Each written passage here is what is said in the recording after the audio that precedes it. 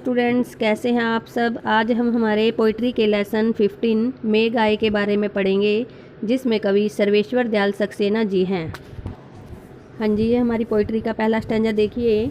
मेघ आए में मेघ आए बड़े बंठन के सवर के, आगे आगे नाचती गाती बयार चली, दरवाजे खिड़कियाँ खुलने लगी गली गली, पाहुन जो आए हों गाँव में शहर के, मेघ आए बड़े बंठन के सवर के।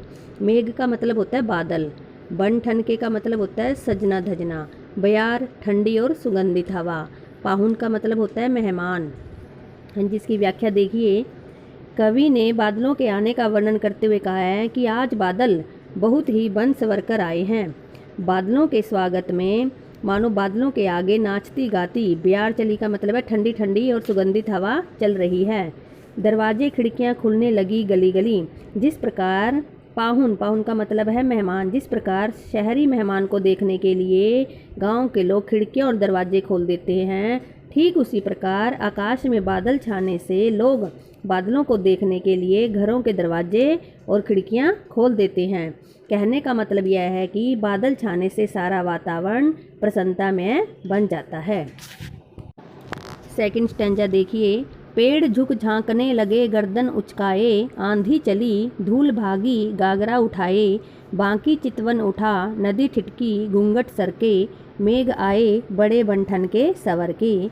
इसमें गर्दन उचकाए का मतलब है गर्दन उठाना, झांकना का मतलब है देखना, ठिठकी का मतलब है रुकना, घूंघट सरकाना का मतलब है घूंघट हटाना, बांकी चितवन का मतलब है तिरछी मनमोहक दृष्टि।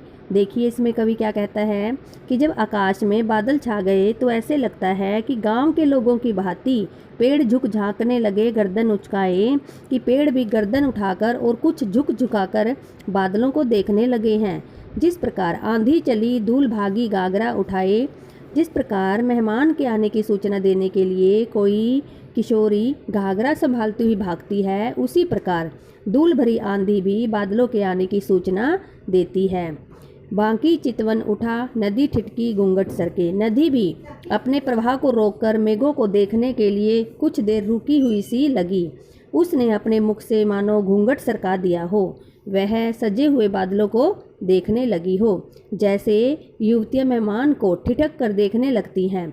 बादल बन सवर कर आए हैं, अर्थात नए रूप में आकाश में बादल छा गए हैं।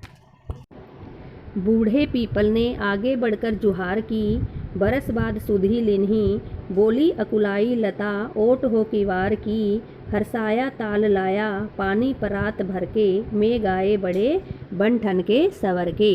सुधी का मतलब होता है याद, लिन्ही ली, बरस का मतलब होता है वर्ष, अकुलाई का मतलब होता है व्याकुल होना बेचैन होना, जुहार करना बढ़कर जुहार करना का मतलब है आदर के साथ झुककर नमस्कार करना, किवार का मतलब होता है दरवाज़ा, हर्षाया ताल का मतलब होता है प्रसन्नता से युक्त, ताल होता है तालाब, मेघ होते हैं बादल।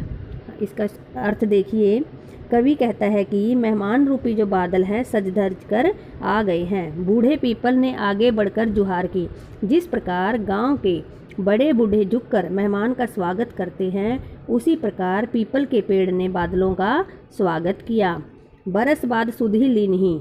जिस प्रकार मेहमान की विरहनी पत्नी किवाड़ की ओट में छिपकर पति को बहुत दिन बाद आने का उल्हाना देती है, उसी प्रकार बोली अकुलाई लता ओट हो की वार की, उसी प्रकार प्यासी लता ने बादलों को उल्हाना देते हुए कहा कि पूरे 1 साल बाद हमारी सुध ली है। हरसाया ताल लाया पानी परात भर के। मेहमान रूपी बादल के आने की खुशी में तालाब रूपी जो परिवार है उसका सदस्य है पानी की परात भर कर ले आया, अर्थात सारा तालाब पानी से लबालब भर गया। बादल बड़े बंठन के सवर के आए हैं।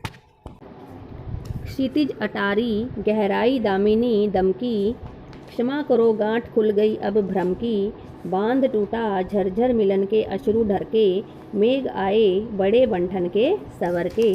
क्षितिज का मतलब होता है आसमान, जहां आकाश और पृथ्वी मिलते हुए दिखाई देते हैं। अटारी का मतलब होता है छप्पर, दामिनी होती है बिजली, दमकी का मतलब होता है चमकी, गांठ खुल जाना का मतलब है भ्रम दूर हो जाना, बांध होता है पुल, अश्रु होते हैं आंसू, भ्रम होता है संदेह। तो इसकी व्याख्या देखिए। कवि ने कहा कि बादल क्षितिज रूपी अटारी पर पहुंच गए हैं। अर्थात जैसे हम अतिथि को देखने के लिए लोग अटारी पर जमा हो जाते हैं, वैसे ही बादलों के गहराने से उनमें बिजली चमकने लगती है। क्षमा करो गांठ खुल गई अब भ्रम की। अब कवि कह रहा है कि हमें क्षमा करना, हमारे मन में जो भ्रम था तुम वर्षा नहीं करोगे वह अब दूर हो गया है। अर्थात अब बारिश हो चुकी है। बांध टूटा झरझर मिलन के अश्रु ढरके। झरझर की आवाज़ करती हुई बूंदें गिरने लगी।